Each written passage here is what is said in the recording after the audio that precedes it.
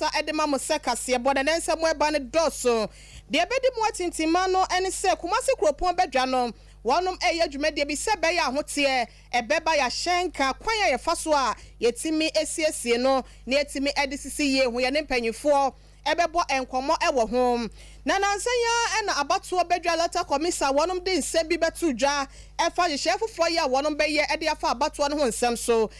ndc abanyokuo no se kwasi menka mi wo bi ka ede efa hom na panyipa bi ya wonom so wa ben ya wasa enim de ewo emra ehye dwuma mu wonom so ede afutuo akọ ede ama empanyimfo ne Ghanafo nyina efa eye emesiriwa wonom so ene yoye ebi hom na woboremu ebo na nse ni German ni mu ensemu a ekwaso abantu nwo na aka ho bi ama ekwo wase no esi gina ye bi na ho popoye nti anam so ama Nigeria fo ya wonom o mem ha se nom no wonom so apopo wonom ehon semi ene ensem foforo bi edika na editie na no pay mosomfo ohene ire mame ekua yebo asia ma matransi amedema no ebegu ho asewede amam na ya kai se ene eye memenda August bo so me de to so edu enkono ewo fipimienu ene aduonu miensa emu ensemi esetwa ede afaso nya ne kropon ni mu eye Sompa 98.9 sanso na bunu epo eye mantem nkranza ewon so eye Sompa 90.7 ekua boachiwa asempeti a wone ne dom no enso e fire life e ho so nya ne so eye ekua nyako abro no ma ye chia wonum nyina na no pe Facebook no eye Sompa TV Ghana ana Sompa 93.1 YouTube so eye Sompa TV Twitter no eye Sompa TV/Sompa FM www.sompaonline.com semni nyina busia ye krukra e de akogwontu kwa ho a ubetimi enya bi akenkan wa hunsem a ekwaso afeya ngibre ne adage na ensem no emu nkyeremu nyina na busia ye ntimi enfa enaimo ye sure say the free Kumasi kropon bedwa mo meche Kumasi Metropolitan Assembly na wonom so simpanyimfo say ye digya wane ye dia soa eno ti Kumasi kromase no maniema enkoye ni tutu ene ahyenkafo kwan a wofa so pake wonom ahyen no wose ya na enhyada ensani eno nti ompesa ho ne die eba mu wo sa kwan ne so nteno ye kasa ya no wonom so omede kokobo de emma ahyenkafo nyina survey organization exercise ya wonom so ka so mbe ye ho adwuma ne nyina no wonom ehwe kwan pa ba bia ni kwan so obi pake ba bia ni kwan so obi wo kran pa wo fa nipa ba bia ensem fata se obi begina no ono so alode ne nyina no wonom ba be hwe isan kofo ne nyina no etimi e de afri mu na no na enam so nteno panyipa ya wode wani ekyeremu e wo kema waye panyi eda transport department no anom ye Randy Wilson one central for ye was Sompa edi nkomo ye nkonkotie nkomo twetwe no sede esikoye yeah, my transport department okay, and your final authority. It is some issues via a very fine say, and then the mayor auto names are invite on 2 o'clock or better nothing. Now will be our issue work to maybe no be but Kakra make me I can't and say I walk here and say offloading and you say we are offloading for a crew city and upon 9 they could see a message. Now we and asset and yet nena da emray a cargo vehicles and shop owners in that enforcement team not a car can see offloading a room inside Omochino and our family a the dad and yet asset and then there can say it's a letter near final warning if we say one in a bus several times I was say but now enforcement no go kakra na say ya na ye e jo de fa ba bi wo edum no mu a obeke no the rate ekofo flu bi omonioma ho during the day ya na eso eti ma traffic kakra congestion kakra eba ewokom na yin na so ye ka your first Kumasi transport organization in say you come in terms of congestion about a com. Now I say when you come for there are more than 70% taxes. And I say car for almost to you on and no I am not sure so will be Sammy. And I say Mrana ewo ho dadam ye behwe amana ye punishment wom and latest punishment ne say enam say special exercise ni obi a other committee no bia cargo vehicle between 600 and 1500 next no per se and I here before na mum so nipa be hu say e me kwa park wo be in the 7 park near 2005 ya adwuma ni na say na me ye ya engineer me kwa park wo ho mo me it's supposed to serve as deterrent say Emma Obinye chance sika amakiemi Abusiafo panyin ayete nken around the Wilson wano and what do I need HMO Kumasi Kropon bedroom mu apanyin pa ya department transport department no chia no and no ekwabo enkomo na no achi and na national chair the Ghana Horse Drivers Association and ye car kese ka go so no wonom so a ye wonom adia no wonom ekabom kuo panyin ya wono titire ni da no ye ra na ya wusu ye ne no ebon komo bisa ne sa asemi sei and na abeto abedwasre de sen and na wone onkofo mo si Jennifer Mishapa Sebeya Sebi na Kadia Yedbeka Hono Yana Edi. Mikura Dano Mibisa question do ho. Yeba Yamma Kurumuno Neya Samo. If he said Ye Yadabuko Amaimu True Ukwa Bokina Nije Mali Nina Samrawi Yedian Ankaye Mrafu from my Namum Womono before Mayor Samrano more parking places Bia Kano se Oba Eso Paki Opaki Wina Tam no Swa Wako Kurum no Queen in Noma. It's Oka Casiano Crampon Ura Krum Sabri Kurano, said one Casanope, Tankitwa, and as a nipa send your Mubuki Kawan, Okano, Necasienti, Ukosio Babia, a bit my Sizi baby baby. It's a Samono Lankayena, you be Ashamrana, Abwayina, and Kanyabone. If you say, what the kind of Bako, Memvan said, Metikumasa, Ebi Obisu free, Bokina Neba be Noma Ukurum, Bokina no, Wabudruano, Media. No baby, I met you, I met me the can akusimenim. No, no, all banner for the kind of a packet, a copim sabri.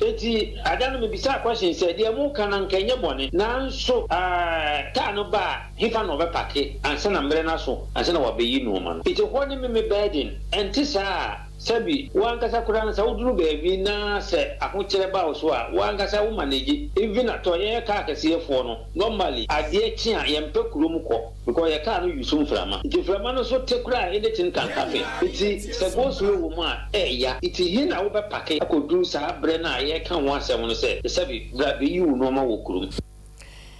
Abusiafo panyin ya yete ne kansa wo do ne echremo ewo Ghana Horse Drivers Owners Association na wono ene yetitire ne ewom na ya wusu ene ne din ye boawramo ewo ensem foforo mu na nansan ya ena abato bedwa ya ma me jemese da wonmo no wonom ede ensem bia betu dwa wabro friends and tref for the two yenim ni nyina ene se wonom eba behwe na efri bra ye to emfimpi mienu ne aduonu abato no wie ye no wonom enfie no na omunyanya edunwotwe no ya sabre ka said de bia nya bro so ne omuwuram no nyina no wo behwe na wode won din atimi awura abato enwomanim na ne nyina no na atodwa se wonom so a bibi nti na omanya eburu mfie dunwotwe na so no bra na ye twetwe de omanya ho akonya no so no wonom esa de omudin ababe wura mu bi na ne nyina mu no na NDC amanyoko no panyi pa ya sabre wogina mu wo hwe so be ye entotoye ama wonom abato ho nsem so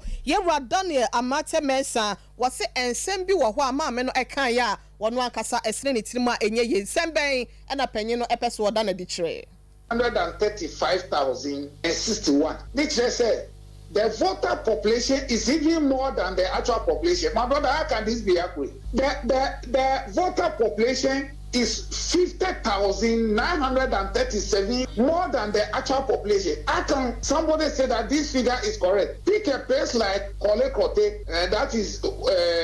Osu, where we have Honorable Senator as the head. The voter population is 97,234. The actual population is 68,633. 28,000 less than the voter population. How can this be accurate? And Yisi said is basing his projection on this. We are calling on Yisi to go back to the drawing board and come up again. We believe that this exercise can be done at the electoral area. We have 6,272 electoral areas. We can do this registration in electoral area, and instead of spending 3 weeks, we can even do this thing under 1 week. Well, we believe that the Yisi will see reasons. You see, when the Yisi tried to change the CI, we told the Yisi that, listen, it will be in your own interest. The law says that registration should be accessible. In fact, the very law the EC is using for this registration, Regulation 22A, 22B, says that registration should be accessible to prospective applicant. What it means is that any applicant who wants to register should not suffer to get to the registration center. I mean, we just returned from Kumewu by-election and Asi North by-election. My brother, if you follow Kumewu by-election, the district office of Kumewu is in Kumewu itself. But there are areas it will take you more than 3 hours. Ebusiafo na chese de wo kan nyina ne se mama jemensa ene nsem bia wo bobo so no ebi ene se wo hwe mensini makomako ahanu aduosia enwotwe 268 districts ya ye wo ewo omem hasenom na wo monso akache wo ho na ehwa na ye betwetwe din no na dwumade na kwaso no ena ye wura amate etwese basa no a obi entimi enya kwanya because baby a obi hye ne tokuro mu baby ansa kra no benya hyentuade aka sika e de afoka anase moto de aba ho no eno so ya sembe oba na se bi krampa enu ne so eno je sa wokọ ade achi a wasa baby won so ana hoden no eni wo sente wonom so ensusu ye bia wodwene ho a entimi emwa e won hyehyɛ ya mama jemensa electoral commission wode aba beto dwa no ena ye Daniel amate mensa NDC panyi pass abe wo hwe won ma beto ho nsensem so wono so ada ne di no afeye monwremu ewo ensem foforo mom na ye de ne kyeremu ewo kane so afọ ya no hwe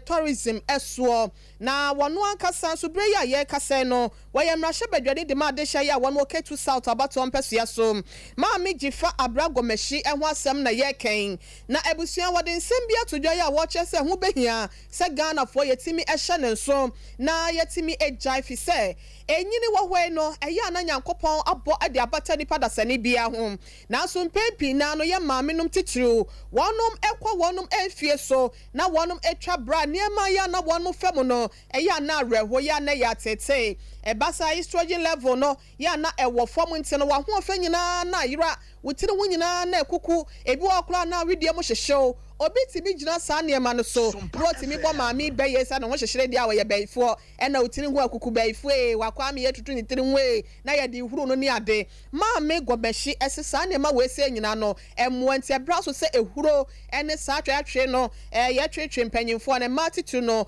Menopause level no etowa na atuntu obi anhwe na empanyimfo enkabi mu asebe ya se ehuro no ebejai amamle wafo nso ne masiriwafo wonom ho etimi atowonom. At least, not on the scale we see women taken.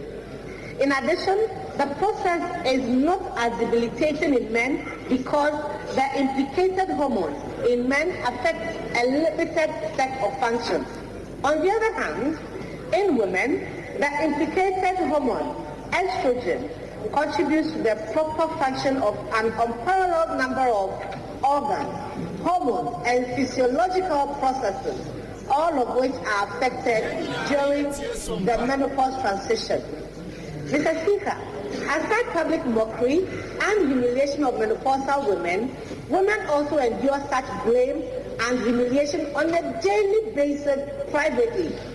Some concerns of women are brushed off and categorized as emanating from a person suffering from menopause for which attention should not be paid. As a result,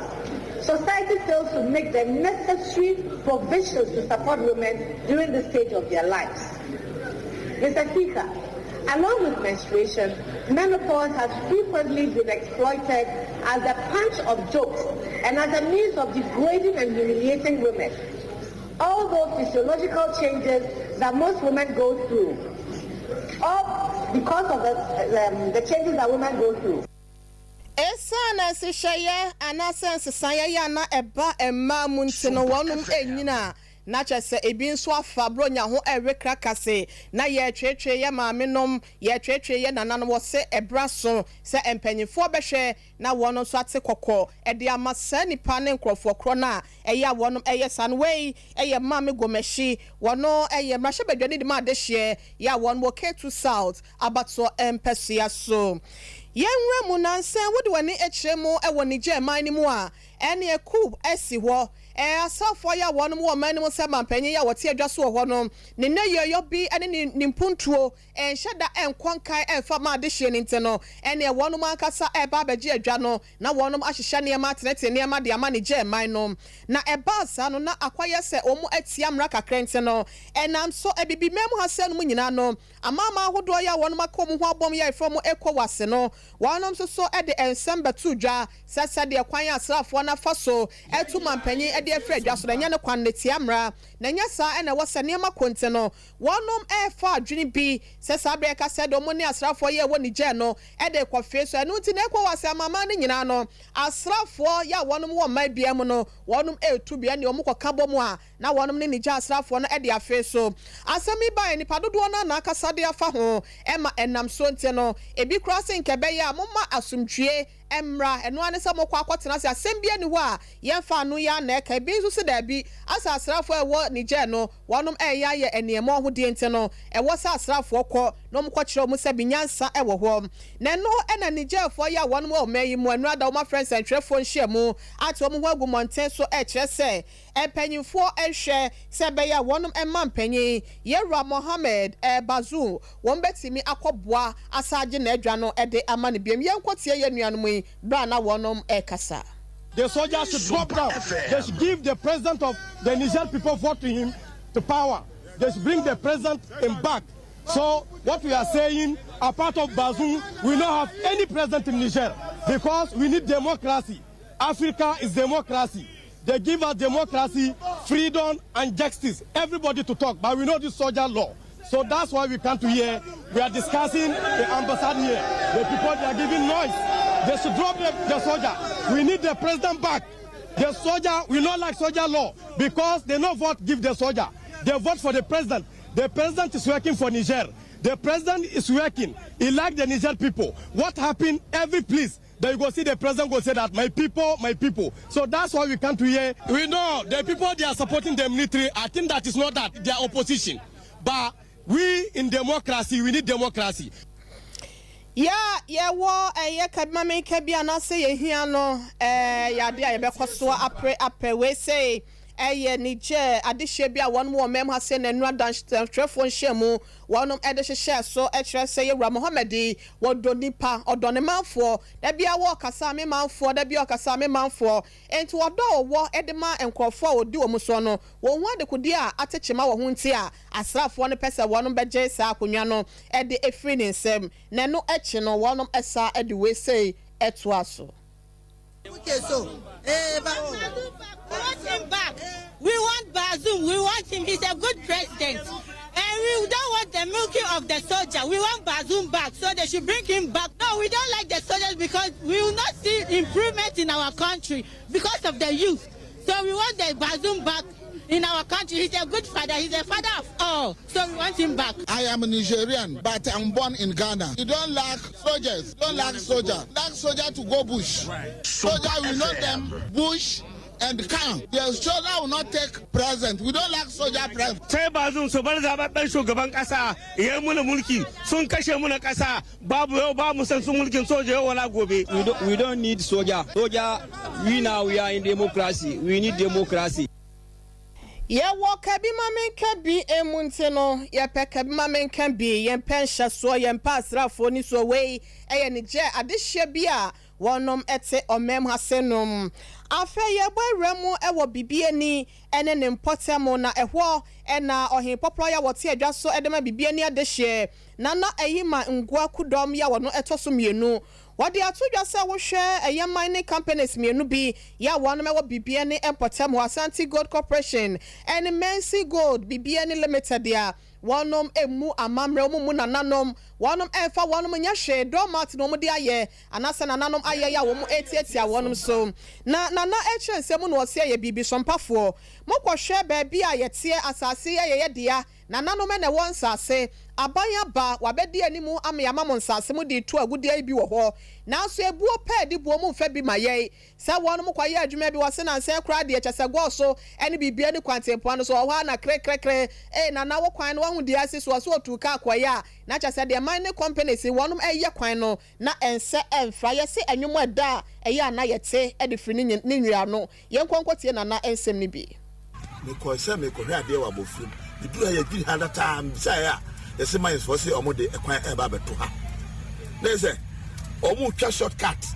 na ɛkwan na ɔmo ka sɛ ɔmo bɛyi afa bɛsi nsuom ebi akɔsi line so nkwata ne ade no ɔmo yi sika na wɔfam hɔ no wie a kyɛ sɛ ɔmo kɔ resettlement nso mo ne community national agreement sɛ mo bɛsi mantiase ɛno a mefrɛ man so mpanyinfoɔ no mefrɛ me lawyer man ka kyerɛ sɛ project no de ɛma so nnɛ ɛma so kyena ɛsɛ sɛ ɔmo hwɛ m'akyi a kwaepɔ na ɛwɔ hɔ no ne nyinaa ka nsɔneɛ no we call it heritage site or sacred grove asɔneɛ akuro yɛ hɔ na nakoma hyɛ abosom nyinaa bɛyɛ hasa ne nyinaa ha na ɛwɔ wei kura ɔmo adwiri ha no ɔsɛ ɔmo bɛfie bɛka ho asɛm amammerɛ ne amanneɛ kwan so ɔmo ne saa tumi kuro wei dabi abɛka kyerɛ mo sɛ ɛnyɛ asono mmienu na koyɛ na ɛbɛda ne kuro nipa bi asefoɔ abusua bi ɛna ɔkyekyere kuro no ɛdi kuro no ɛnam pan na mo bɛyɛ adeɛ mo pɛ bi ana mo yɛ ɛnyɛ yie na nyɛ kyerɛ sim sɛ asante good they have no respect for Bibiani, they have no respect for tradition, and they have no respect for custom, let alone the laws of the country. Oh my name Rankwa and Asa a good yet so company me no way say one ebuo na nananom amamrani amane de wonom etotona se ewon potemo we say eye nana eyima ngwa ya wono etoso mienu oye bibie ne hene ene yekotie no nom eno achi titire ni ya wonom apa no bedwa ya wono so wo hwe esiesie ensem ye ba ekroma ene eye company no entem ya wato din se resettlement negotiation committee no panyipa ya wotua ne Mr Maxwell Nkroma wono so ene Sompa kasefo etwetwe enkomo yenkotie ensem wo de etudwa menzin for sabe impreduasa omafa kuro ni se kuro no sabe eye omode ya no omafa kuro ndi ahye obotom de edikan ene kwan a omode kuro no efa so omaboye soldiers aboye ye wo bibiara e wo ye phone so ye wo evidence ye wo nsam bebre e wo ye phone so sabe de edikan ene se ye number bi kuro ampo na se ye kofa sabe omobola ho mpa omoche no omoboye hwe ekwan a omo eyi kwan no ede ababa tu hanom omo ne kuro no megina akase omo ne kuro no enwene ho omo mbo kuro no obi biara amane omo mfre obi biara se omo beyi kwan bi ede ababa tuwa se yehwe baabi a ekuro ne kwan eda ansa na ababa si highway ni mu a na baabi omo yi kwan na esewani yewi a medemo bekọ ho na makwa akọhwe na chese wonum eyi kwan bi ato baabi a wogidi se enye ensem fra na entime muatemem fonte no ena we senso no yewrayi chairman Nkroma wono so ede efo aso na ne krakra mu no bibia ni adehyeefo bi ede kakra etitle say where they can see a pa a dark equation. Some mice, you know, and drink you nimber beer, some mice were free. I buy it me more soldiers. Ah, my dear, and they say, I see, good, and the car come, yeah, you can get to a for me only a cromano. I can say, who 2 years the alcohol, but 2 years, as also, sir, also, Saquano, when you're going to go now, the alcohol. Eti nana kufuado so o ha onche ni meheba bi ni mai ni aso ho 3 years blessing a ekoso no uko twam fa might for ball akra uko wa fom no ya ti wa ni abo o how to bless ya evidence blessing in footwear solid no neketwa o ya le na ko government hospital ya bi say o free you can so free to ya ti kola straight do ko e je say ya le I want to see neketwa what enti na na kufuado o so o wa o twela ni meheba bi ni mai ni asu ka Ghana for wa ya to aba madam asadi na de de o sa Emma Yankopon and Yamaduma and Kayada in a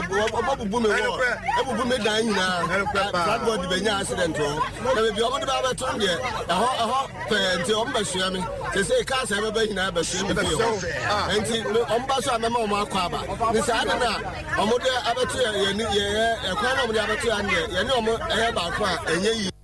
Ekwan na wonom de abeto won de wonom no mo ye ba kwenye baby ni adehefo bi no Asante Gold Corporation and Mercy Gold BBN Limited mining companies me no way and asabe ya kasentraka esi ewo wonom and BBN adehye entemonom na anopei misro se wo ye dwumade bia se ye ayefro and awokohia se wo to obedin se ebi awo ye aye ana se wo to party bi nyakopon de afia ka ho fie wen na ye meme da obebo awramo wo biaya meaya hodo no akogyegemani a eye mizo free drink and 5G meza and aye kan for the amawo Mr. Mizo no eye enuaba hodo fruits and ayakeka ni nyina bom ya yadwetwemu nso no fresh one pa and aye de egute mo kama yes silly fine ho akono ho ahomeka na de ewom no nso no mango flavor nko ade wo ho no mo awunya hoden emu ye pikante no wonom so a wo me enti woni di kurampo na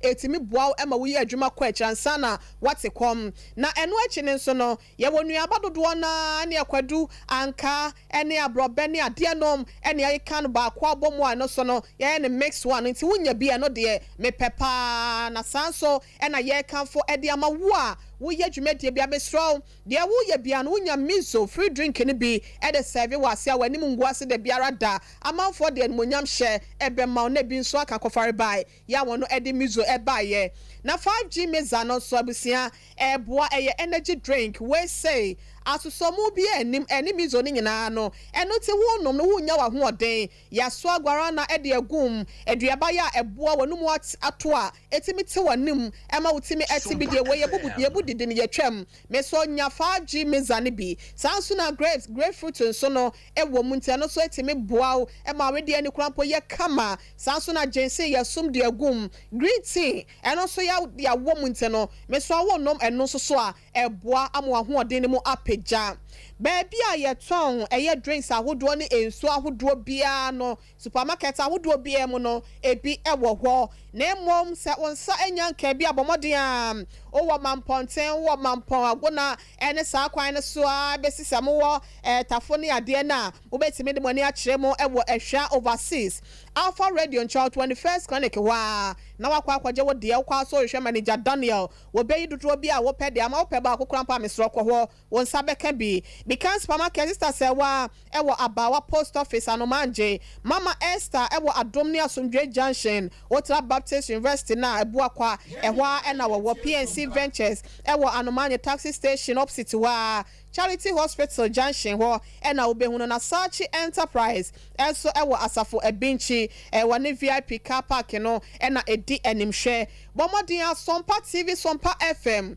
ya kira kwan ewo Kumase Suame Shell filling station ye ne no ena ebo ho no oba ha se no mo so awon sabeka bi ato 0246 270 221 0246 270 221 and 0558 106 348 0558 106 348 wo frɛ mai mienu a ye no bedi nkomo ba bia wo bia no se wontimi e ma ha se no mokrampo ne ye behwe kwan pa e befa so na etimi e de bi abrɛw e wo aboboa no ebusua panyin se kwan wa krampo na ekowie e wo aboboa na ha e na no pa no si abrem kase ebo no ye de ese ye fa seda kase e ma ye Asante ye bo Benedict wa esemfo panyin ni skru ya wonom e wo Sompa 3.2 Kumase kase da mu nyina ye da wo ma se kwanya kwan abro no mo chiame ni mo eni sie mu nyina na napoku ene do so e wosunyane Sompa 98.9 sanso ena bunu epoye mantem kra friend nkranza ekua boachewa sempeti papa to sapam dada